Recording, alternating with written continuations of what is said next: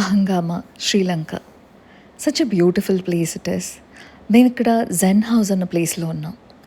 చాలా మంచిగా అనిపించింది ఆ ప్లేస్ మాకు. అండ్ ఫారినర్స్ వచ్చారు హాలిడే కోసం, కిడ్స్తో వచ్చారు. వాళ్ళు దుబాయ్లో ఉంటారంట. They wanted a break and then so sweet people they are. Cut చేస్తే బీచ్కి వెళ్ళాం ఆ రోజు మార్నింగ్.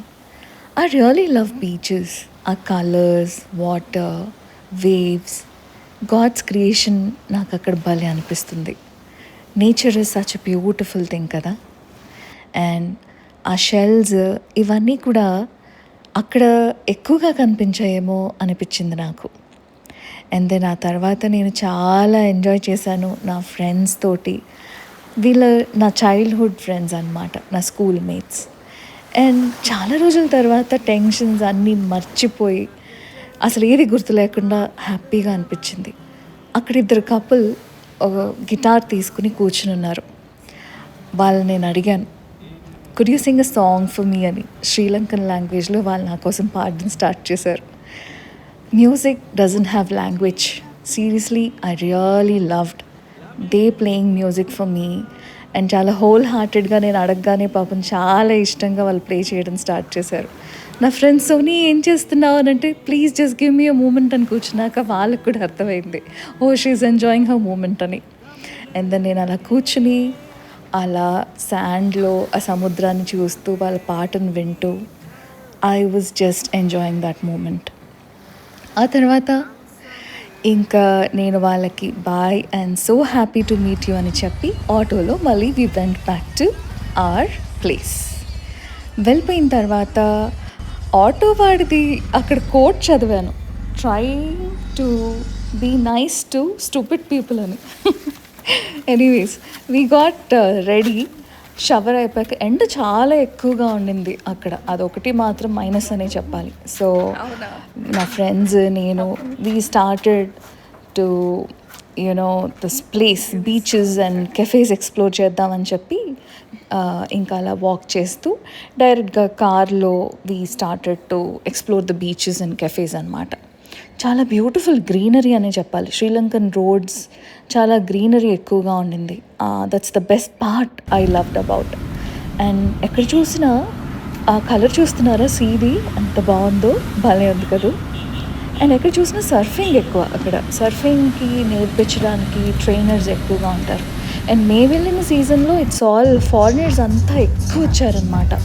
హాలిడేస్ కదా, సో కిడ్స్కి ఎంతమంది కిడ్స్ వచ్చారో.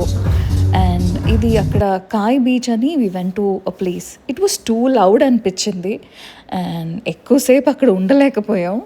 బట్ ఏదో అలా కొన్ని పిక్చర్స్ క్యాప్చర్ చేయడానికి ట్రై చేశాము. ఆ తర్వాత పక్కనే ఉన్న ఇంకొక కెఫేకి we were doing cafe hopping అనొచ్చు ఇక్కడ. అండ్ వీ ట్రైడ్ అక్కడ మ్యాంగో జ్యూస్ ఏదో ఉంటే, చాలా సన్నీగా ఉంది కదా, సో మ్యాంగో జ్యూస్ తాగి అక్కడ అలా కూర్చుని ఏదో మాట్లాడుకుంటున్నాం. And then we started again to another place. అక్కడ సన్సెట్ బాగుంటుంది అని అంటే అక్కడికి వెళ్ళడానికి వీ స్టార్టెడ్. అక్కడ బోట్స్ చూస్తున్నారా, చెప్పాడనమాట దీని దగ్గర యూనో ఫిషింగ్ చేయడానికి మామూలుగా మనమందరం కూడా వెళ్ళొచ్చు. ఇక్కడ ఏదో రీల్ చేసే ప్రయత్నం చేసాము నేను అండ్ సుష్మా. అది ఇంకా ఎడిట్ చేయలేదు, సో ఎలా వస్తుందో తెలీదు. ఇట్ వాస్ ఆల్ ఫన్ అనుకోండి. అండ్ అది మాత్రం జీవించేసింది. అండ్ ఇది పోర్చుగీస్ స్టైల్ యూనో రోడ్స్ లాగా అనిపించాయి. గ్యాలే ఇది. అండ్ సన్సెట్ పాయింట్ కూడా గ్యాలే బీచ్ దగ్గర చూడడానికి వెళ్ళాము.